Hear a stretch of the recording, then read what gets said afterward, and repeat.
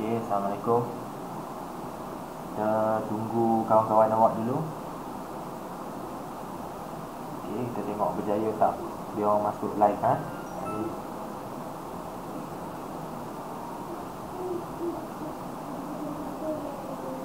Okey. Kita cuba dulu.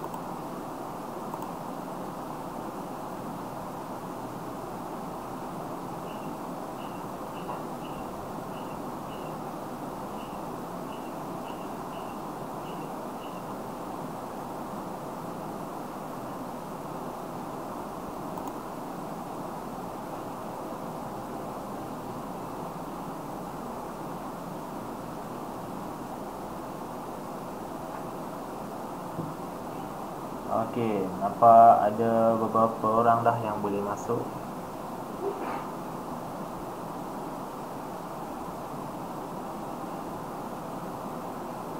Okey, boleh dengar suara saya?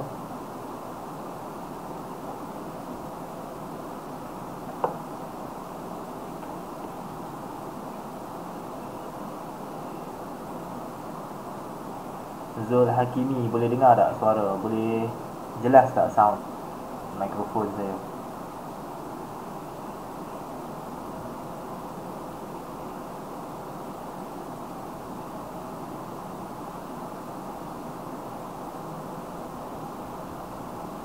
Boleh ya? Okey. Bismillahirrahmanirrahim. Assalamualaikum warahmatullahi taala wabarakatuh. Selamat pagi.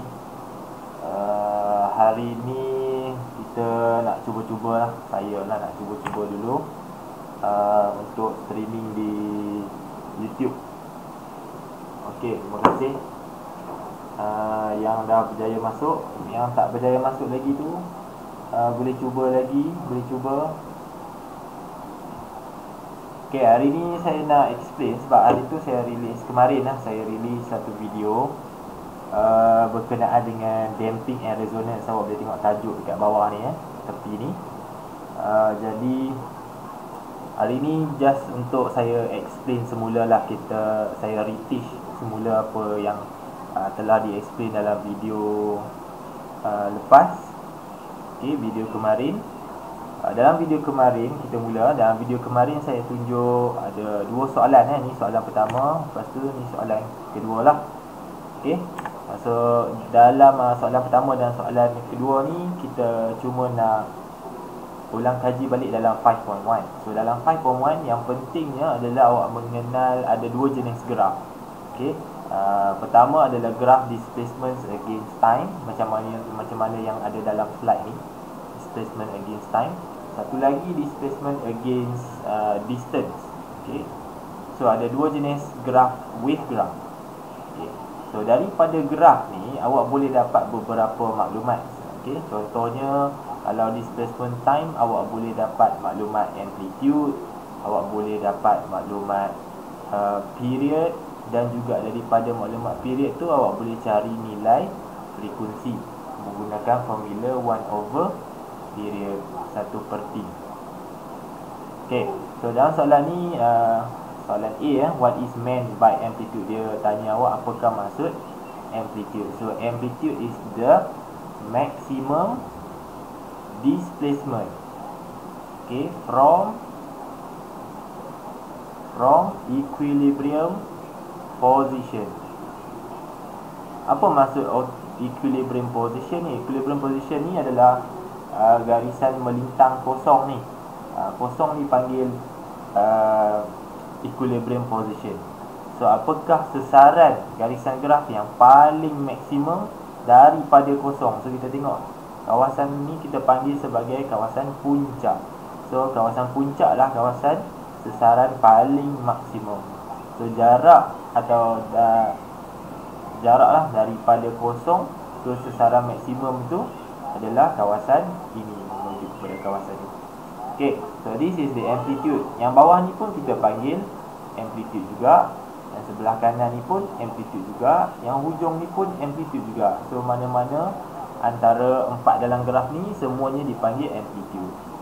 Okay, in case soalan tanya berapakah nilai amplitude, so awak boleh rujuk dekat sini saja.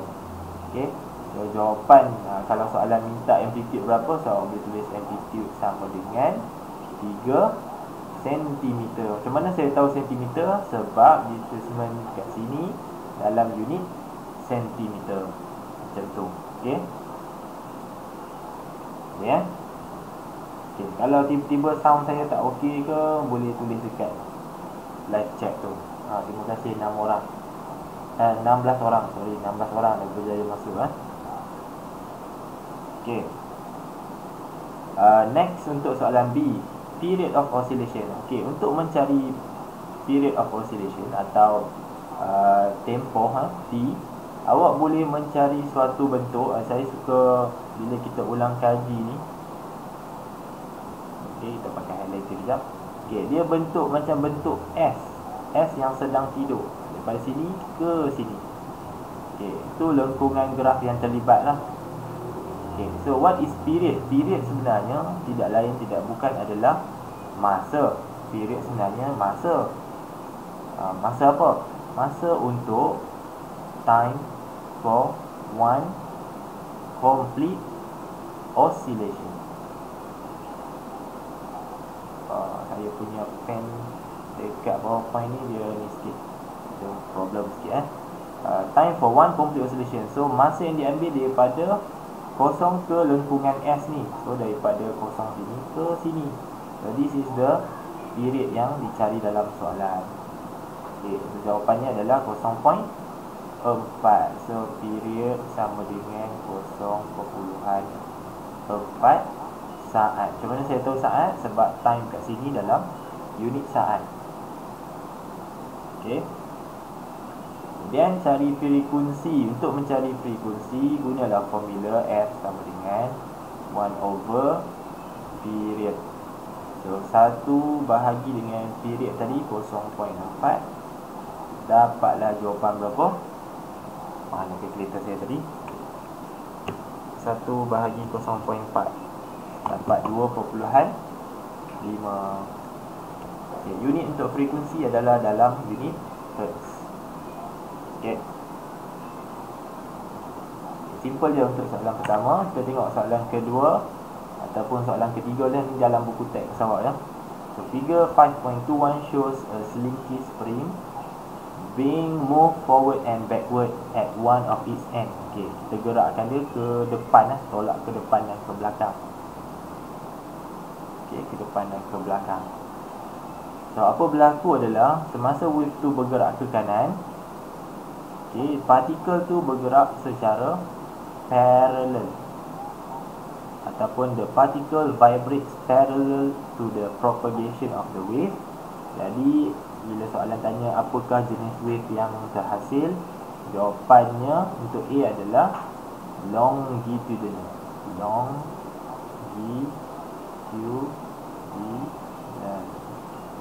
Wave. Okay, longitudinal wave. Sebab apa? Kerana the vibration of the particle is parallel ataupun are parallel to the propagation of the wave. So keyword dia bila vibration of particle parallel, maka jenis wave tu adalah wave longitudinal. Okay, B, mark X, tandakan X pada bahagian rarefaction. So untuk longitudinal wave ada dua bahagian. Kita ada bahagian rarefaction dengan compression.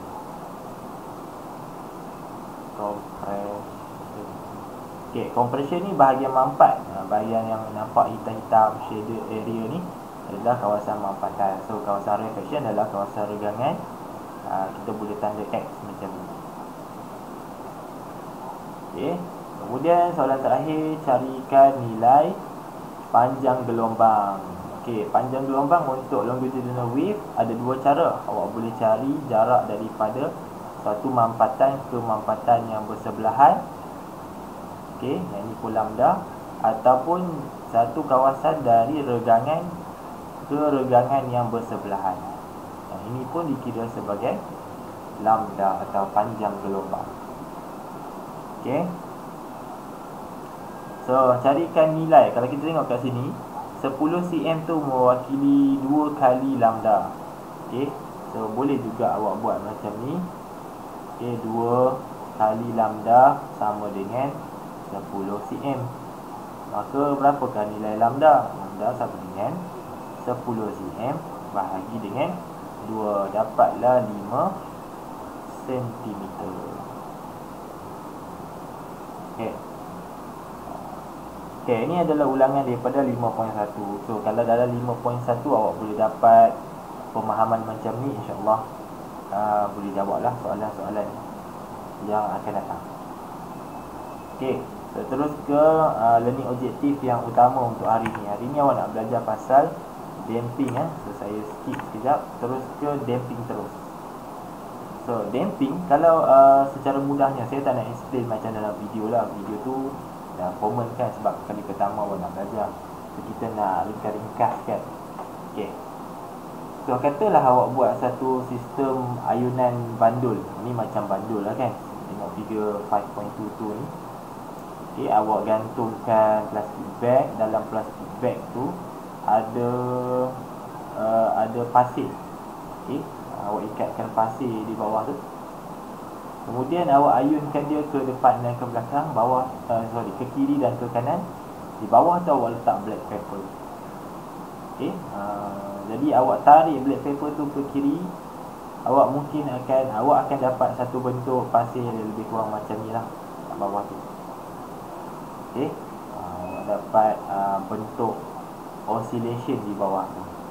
Seperti mana dalam gambar rajah ataupun graf ni. Okey, apa yang menariknya, semasa awak belajar tadi graf tu, okey, nilai amplitude-nya sentiasa sama. Sebab tadi saya kata yang ni pun amplitude, bawah ni pun amplitude, sebelah kanan dia pun amplitude, bawah ni pun amplitude. Okey. What is interesting is dalam soalan 5.1 ni, nilai amplitude dia awak ambil mana-mana pun sentiasa sama. This is not always true. Ataupun in real life, dalam daily life, dalam kehidupan sebenar, kita tak mungkin dapat nilai amplitude yang sentiasa sama. Okay. Instead, kita akan dapat nilai amplitude yang makin lama makin pendek ataupun makin kecil. Cuba tengok gambar rajah ni. Bandingkan nilai amplitude-nya, apa berlaku? Nilai amplitude-nya akan semakin berkurang. Amplitude-nya berkurang dengan masa.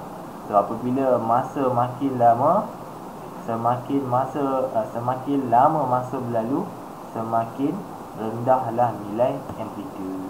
Sebab ayunan tu makin lama makin perlahan, makin perlahan, nilai amplitude makin lama makin rendah, sampailah nilai amplitude-nya menjadi kosong dan pendulum kita ni akhirnya akan berhenti. Okey, dan situasi inilah yang kita panggil sebagai damping. Damping tidak ada maksud lain melainkan suatu oscillation yang amplitude-nya berkurang dengan masa. Okey, itu maksud damping. Dalam bahasa Melayu dipanggil pelembapan. Okey. Okey. So, damping adalah suatu fenomena di mana amplitude berkurang dengan masa. Okey, amplitude berkurang dengan masa. Ada dua sebab kenapa amplitude berkurang dengan masa, ataupun ada dua sebab kenapa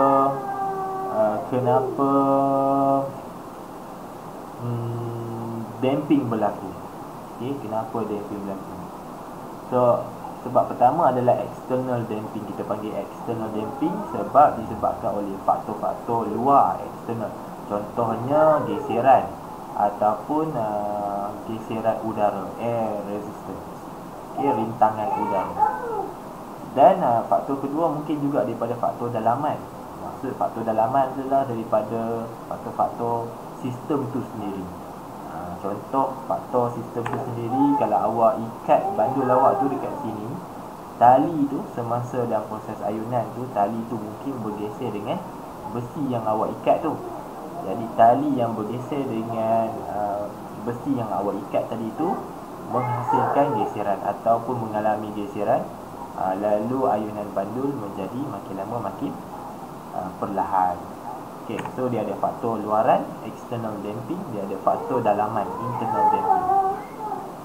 Okay, so dekat sini ada maksud damping yang awak tulis kat komen dalam video yang kemarin tu, bagus. Tengok ada beberapa komen yang baik. Okay, tahniah. Okay, tapi untuk dalam soalan SPM biasanya ada pernah soalan minta awak lukiskan situasi damping, iaitu graf ni lah. Okay, perkara pertama awak kena tahu adalah semasa awak melukis, nilai amplitude mestilah makin lama makin berkurang. Okay, tetapi awak kena be particular, iaitu tempoh, nilai tempoh ataupun tempohnya sentiasa sama. Maksudnya kalau daripada ayunan pertama, ni ayunan pertama. Okey, katalah tempoh ayunan pertama ni adalah dalam let's say 2 second. Okey, 2 second. So daripada tempoh pertama ke tempoh kedua juga mesti 2 saat. Daripada tempoh kedua ke tempoh ketiga juga mesti 2 saat. Okey, tak boleh ada pencanggahan dekat situ. So itu maksudnya bila tempoh sama, nilai frekuensi sentiasa sama.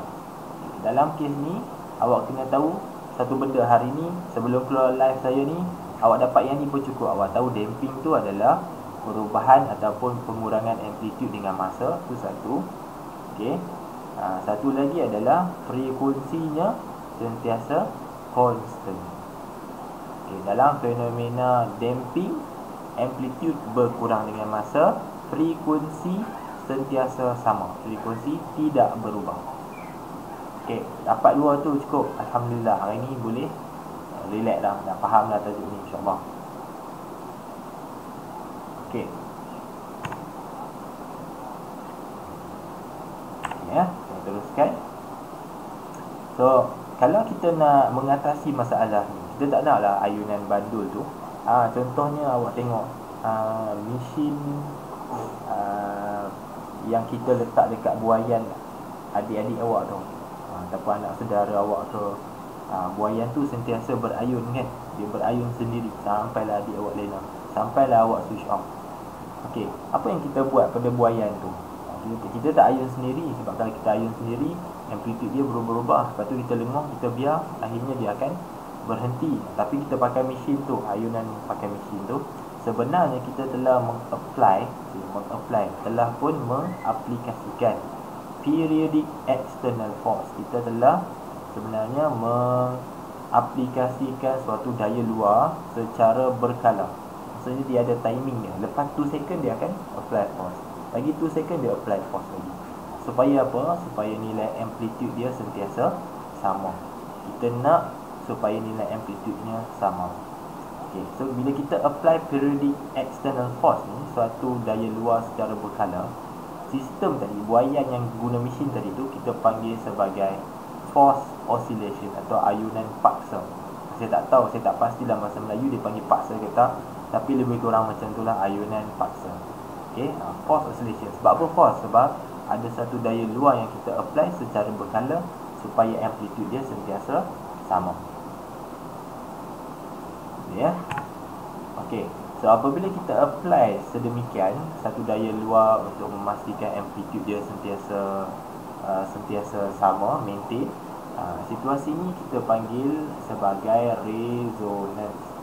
Okey, resonance. Dalam resonance ada dua perkara berlaku. Pertama, sistem tersebut berayun menggunakan frekuensi aslinya, dan yang kedua, the system akan berayun dengan maksimum amplitude. So amplitude dia akan berayun dengan maksimum. Okey. So dari segi eksperimen, contoh kita ketuk tuning fork P ni. Okey, tuning fork P ni akan memaksa Q to vibrate in resonance with P. Okay, sebenarnya kita ketuk P ni memaksa Q untuk vibrate dengan sendirinya. Kita tak perlu ketuk Q, tapi Q tetap juga vibrate. Sebab apa? Because of the energy is transferred from P to Q. Sebenarnya ada suatu tenaga yang sedang dipindahkan daripada P ke Q. Okay, and the tuning fork Q vibrate with maximum amplitude. So tuning fork Q akan ada maximum amplitude. Okay, kerana apa? Kerana tuning fork Q sedang mengalami resonance. Okay, sedang mengalami resonance. Alright. Contoh kedua dalam makmal. Kalau kita kalau kita susun buat satu sistem macam ni, yang mana salah satu daripada ABCD ni mempunyai panjang tali yang sama. Contohnya C lah. Kes ni C mempunyai panjang tali yang sama dengan X. So bila awak ayunkan X, secara mudah je, bila awak ayunkan X, apa berlaku? Semua bandul ABCD ni semua akan berayun, semua sekali. Okay, tetapi hanya C yang akan mempunyai maximum amplitude. C akan ada amplitude yang paling besar. Okay, sebab apa? Sebab panjang tali ini natural frekuensi yang sama, bergetar pada natural frekuensi, menghasilkan maximum amplitude.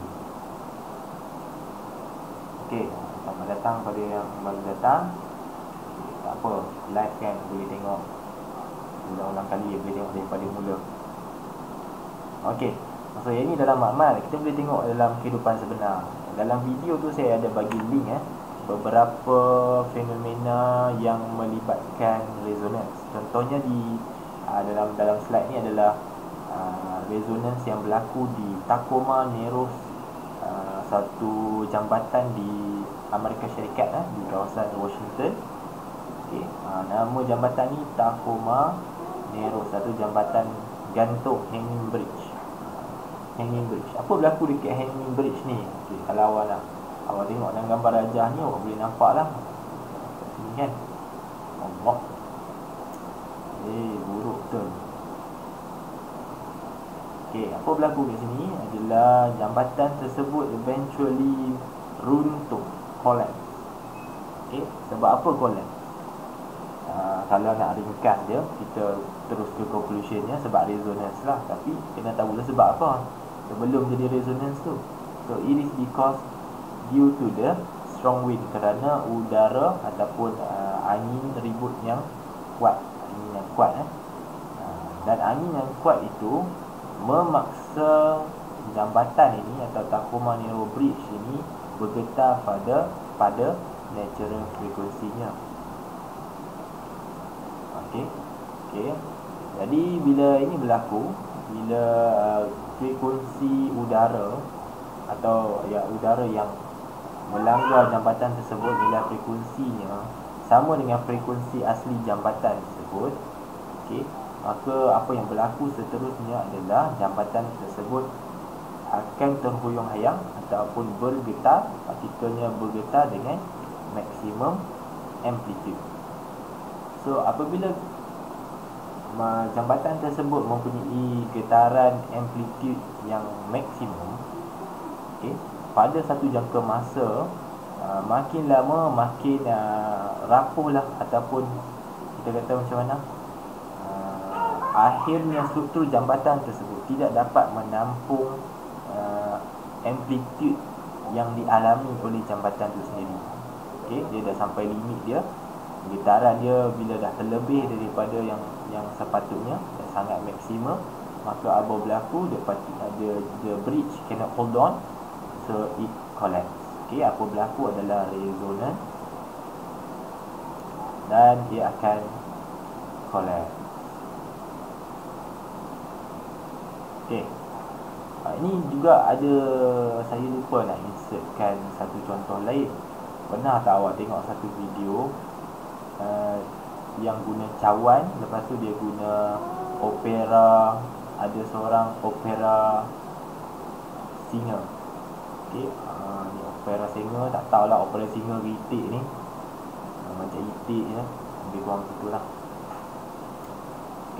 So the opera singer akan keluarkan satu tone tau, keluar ni gelas, cawan yang kita minum, bukan kita minum lah, cawan wine, kaca. Jadi the opera singer ni akan keluarkan satu sound wave, satu tune, yang mempunyai frekuensi sama dengan frekuensi asli kaca tersebut ataupun wine glass tersebut, sama. So apa berlaku adalah apabila frekuensi opera singer ni, katalah frekuensi yang dia keluarkan adalah let's say 50 Hz, dan kebetulan frekuensi asli untuk cawan kaca ni juga 50 Hz, telah menyamai frekuensi asli cawan kaca ni, maka cawan kaca ni dipaksa bergetar pada amplitude maksimum. So kaca itself dia akan vibrate. Kaca tu akan vibrate pada amplitude yang paling maksimum. Sampai satu masa struktur kaca tu tak dapat nak menampung amplitude lagi, maka apa berlaku pada cawan kaca tersebut? Cawan kaca tu either akan crack atau pecah. Kena tengok tak? Boleh cari dekat YouTube, semak dekat YouTube, resonance on wine glass. Boleh tengok dekat situ. Soprano singer boleh pecahkan guna bunyi atau note suara daripada mulut dia sendiri. Boleh tengok. Itu pun contoh-contoh resonance juga, ataupun kesan resonance dalam kehidupan sehari-hari. Next, jambatan juga. Contoh kedua juga jambatan. Yang ini tak silap saya lah, masa saya baca-baca tu ataupun saya research sebelum ni, dia ada panggil juga sebagai London Millennium Footbridge ni ada dipanggil sebagai Harry Potter Bridge. Saya tak sure kenapa dia panggil Harry Potter Bridge. Mungkin dalam cerita Harry Potter ada terselit scene ataupun kawasan ni lah sebagai latar belakang cerita tu, mungkin ya, saya tak sure lah. Nanti awak boleh semak semula. So bridge ni pun sama juga. Masa opening dia tu, kerajaan ataupun kawasan London ni dia buka kepada 2,000 orang pejalan kaki, pedestrian, untuk berjalan merentasi jambatan ni lah sebagai opening act. So apa berlaku masa opening act tu, bila awak tengok dalam video the bridge itself swinging to the sides. Dia bergoyang ke kiri ke kanan, bergoyang, bergetar. So apa berlaku sebenarnya masa pedestrian tu berjalan di atas bridge ni? Hentakan tapak kaki pedestrian tu menghasilkan suatu frekuensi yang menyamai dengan frekuensi natural jambatan tersebut, ataupun frekuensi pejalan kaki tu semasa proses dia berjalan kaki, hentakan kaki tu menyamai frekuensi asli jambatan tersebut. Okey, kesan daripada tu, bila frekuensi sama dengan frekuensi asli, jambatan tersebut sebenarnya dipaksa untuk bergetar pada maksimum amplitude. Jambatan tu dipaksa oleh siapa? Oleh frekuensi hasil daripada tapak kaki pedestrian tadi. So apa berlaku adalah apabila dia dipaksa bergetar pada maksimum amplitude, sampai satu masa jambatan tersebut tidak dapat menampung amplitude tersebut, lalu akan menyebabkan akan menyebabkan damage berlaku. Okey, ini tak ada runtuhan yang berlaku lah, semua dia ada dinyatakan bahawa dia ada ayunan yang tidak disangka-sangka, tak ayunan yang tak dijangka, yang ayun ke kiri ke kanan tu, dan mungkin ada sedikit damage lah dari segi cabling ataupun struktur di bahagian bawah tu. Okey. Okey, last untuk hari ni adalah aplikasi yang terakhir, iaitu dalam bidang muzik. Dalam musical instrument juga kita menggunakan resonan. Dekat mana? Bila kita tune gitar. Okay, bila tune gitar ni ataupun tune sebarang alat elektrik lah, piano pun sama. Piano belakang dia pun ada string juga. Okay. Jadi kita menggunakan konsep resonan. So sebenarnya kalau budak muzik mungkin dia tahulah, setiap string ni dia ada key dia. Dia ada key ataupun kalau chord tu gabungan key kan.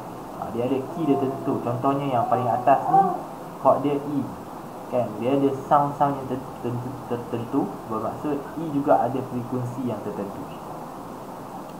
So apa kita buat adalah, bila kita guna tuner, kalau awak pernah tengok lah orang tune gitar menggunakan tuning fork.